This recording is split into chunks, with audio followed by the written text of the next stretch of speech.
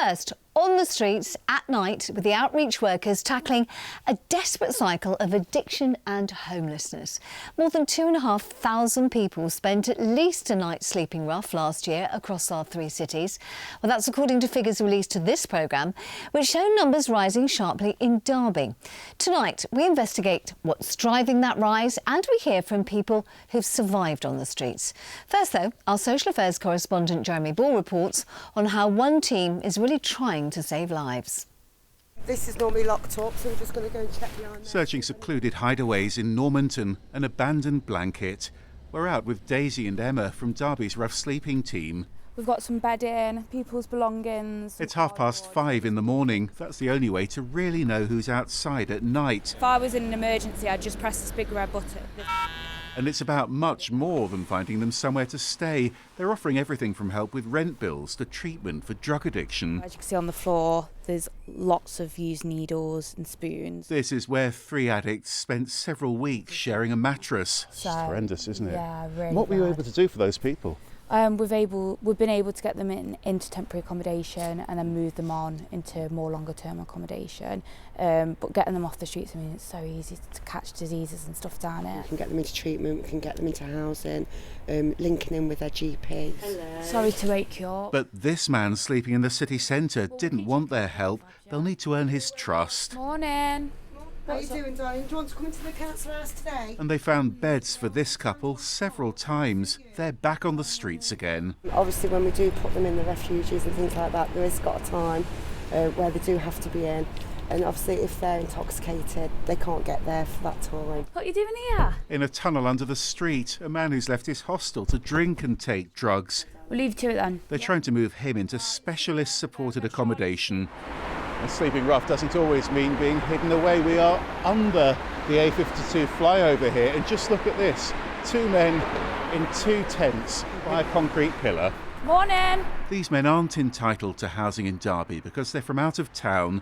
Daisy and Emma find others sleeping rough after fleeing violent partners. And one man from Pakistan spent months sleeping behind their office. He'd wake up in the morning, full of life, and he would use this tap. He didn't have the right to stay in the UK, so they helped him get a passport. And eventually he managed to return home, so... You got him back to Pakistan? Yeah, back to Pakistan. He's doing well. And for some, sleeping rough becomes a way of life. We used to find several people in the car parks. We had one person who actually kind of set up a little home for themselves, so they put pictures up. They used to paint down there. We had a gentleman that's hollowed out a tree that was living in there. He used to have his child come and visit him, and he had colouring books and pens, so she had activities to do. Absolutely remarkable that he turned that into a home. Astonishing that. I mean, Jeremy, as you can see, is lucky enough to be back in the warm with us. People sleeping in quite horrific conditions there.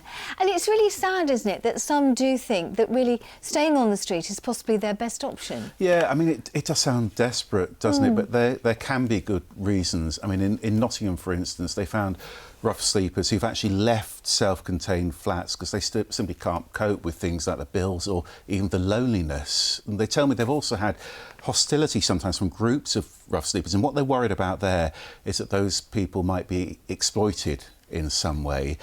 People also do turn down sofa beds at shelters like the Safe Space here in Derby. Now, they might feel frightened, they might be deterred by a ban on drugs. Lisa, though, did accept a bed here. That was after coming out of prison.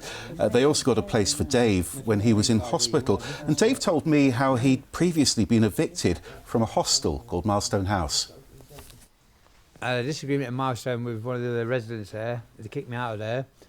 I ended up sofa surfing. I walked out of a flat that I was sofa surfing in. A car hit me. I've got broken ribs. I've got a fractured spine.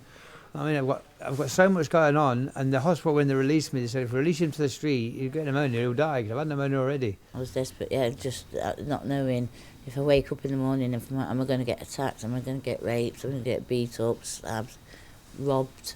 So I thought, prison. So you committed a crime to get off the streets? Yeah, by smashing a window. Because I thought I'd go in prison and come out and get some housing in place. I'd just go out and get locked up so I had somewhere to stay.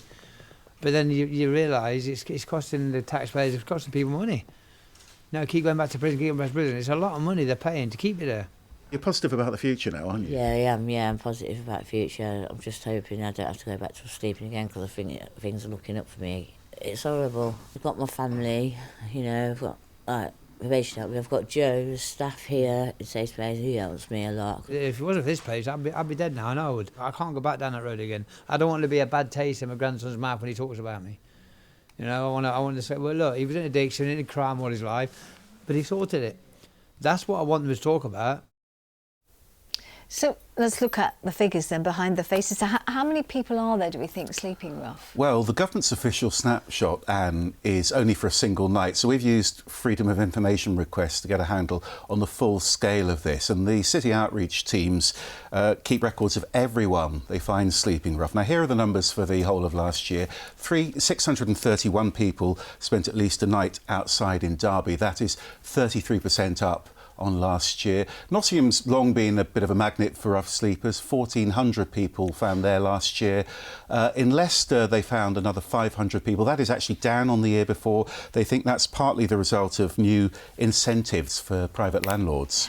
And in your film there, you know, spoke to the lady called Lisa. Are there many women who sleep rough? Well, they are a minority, but it isn't uncommon. And we've got figures for that here. Over 300 women identified across the 3 cities last year. Now, I'm told there is real concern in Nottingham about those women being coerced into intimate relationships and essentially putting themselves at risk simply to survive. They also found significant numbers of refugees sleeping rough last year, over 250 in Derby. That appears to be a consequence of the asylum backlog being cleared. And these are mostly people who have been granted the right to settle and work here. But the problem is they then have to leave their home office accommodation and they only get 28 days to find somewhere of their own to rent. And there's another group, isn't there? Veterans. We often find that veterans are homeless as well. Yeah, you might actually be surprised by this because there used to be a big issue with veterans struggling to get housing when they left the forces. But none of our cities identified any veterans sleeping rough last year. In fact, in Leicester, they found one man who hadn't completed his military training. And what homelessness organisations tell me is that there are some myths around this, really, because the rules have changed now and councils now actually have additional duties to help veterans find housing.